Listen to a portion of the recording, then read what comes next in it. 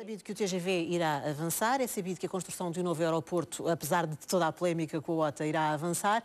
Aqui, não sei se irá avançar, eu não considero que essa questão seja uma questão encerrada no que diz respeito à localização e, aliás, exatamente, mas o governo tem sido muito preciso. Sim, mas a teimosia na asneira não é propriamente um critério de afirmação do caráter irremediável das medidas. Os lisboetas e os portugueses devem se bater pelo impedimento dessa solução da OTA, que é, repito, uma catástrofe, não apenas para a capital, como para o país. Se o aeroporto for para a OTA, se não houver a construção de um novo porto como defende, o que é que acontece a Lisboa?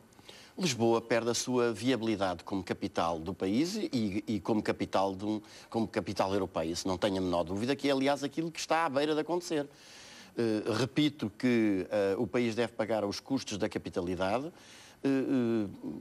É uma ideia profundamente errada pensar que o país se pode desenvolver se não tiver um polo onde estejam os setores mais avançados, não apenas do ponto de vista económico, mas também social e cultural, e, portanto, nós estamos à beira da ruína. E, aliás, é preciso dizer que só nos últimos 2 anos saíram da cidade de Lisboa 20 mil pessoas, portanto... O senhor há pouco defendia o bem-estar dos habitantes de Lisboa e defende também que é preciso combater a especulação imobiliária na cidade. Porque, de facto, vejo que está muito bem informado. Comprar casa em Lisboa é complicado para a maioria das pessoas que querem viver na capital. Como é que a Câmara pode inverter esta situação? Construindo a própria Câmara, há condições, há terrenos e dinheiro para isso? Não, eu julgo que não é preciso construir, porque o paradoxo que hoje se vive na cidade de Lisboa é que nós temos dezenas de milhares de pessoas a necessitarem de viver na cidade, mas temos dezenas de milhares de habitações construídas e fechadas à espera de ganhos exatamente decorrentes da especulação imobiliária e, portanto, a medida que a cidade tem que assumir imediatamente, como Presidente da Câmara, com força, com autoridade, com determinação, deve ser a de fixar um prazo relativamente curto, um prazo curto para que os proprietários e senhorios dessas casas os coloquem ou à venda ou no arrendamento e, caso não o façam, a Câmara toma posse, a Câmara expropria essas casas e coloca-as elas no mercado. Isso não é assim tão fácil como... Não parece ser tão fácil como está a dizer. O que não é um problema de ser fácil, o problema é de saber se temos determinação política para seguir para este caminho. Primeiro, se este caminho é correto ou não, se nós podemos sustentar uma cidade onde temos dezenas de milhares de cidadãos a viver em condições completamente degradadas ou, como acontece hoje aos jovens, a serem expulsos cada vez mais para os dormitórios nas periferias da cidade, precisamente porque não conseguem encontrar casa em Lisboa e, simultaneamente, temos os dezenas de milhares de casas que temos neste momento construídas, prontas e fechadas em Lisboa. Essa é que é a questão. É correto resolver esse problema ou não é? É correto. É preciso tomar medidas enérgicas, pois que se tomem, e é exatamente um Presidente da Câmara que quer defender os interesses da cidade do país. Mas tem noção que, ao defender estas medidas, se pode tornar impopular para muitas pessoas, nomeadamente para os proprietários e os construtores na cidade. Vamos lá ver. Eu não julgo que esse seja um problema de popularidade nem de impopularidade. É uma questão de correção da medida ou não. O mercado hoje não funciona.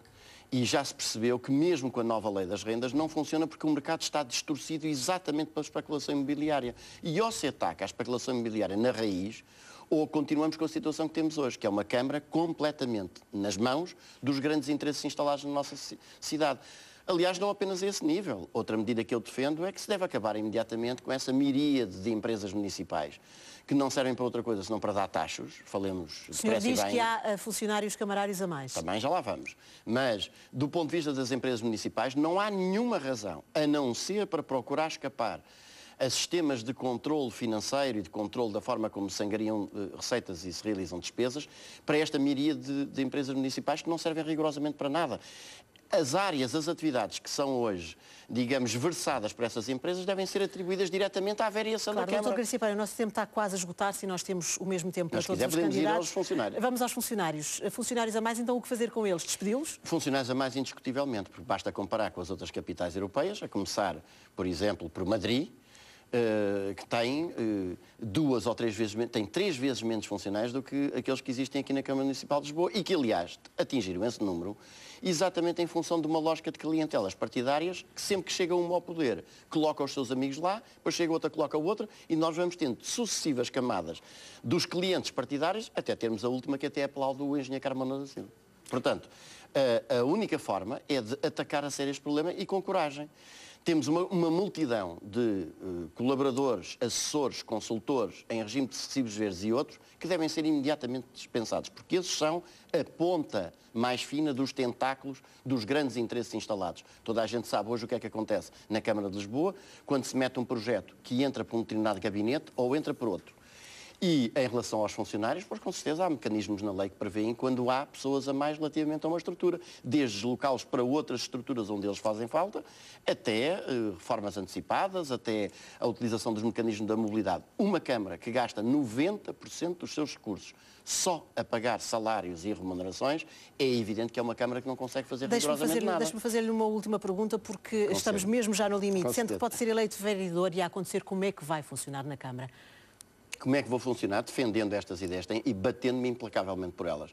Eu acho que aquilo que se tem passado até hoje é que todos os partidos que se têm passado pela Câmara têm acabado por se bandear com estes interesses.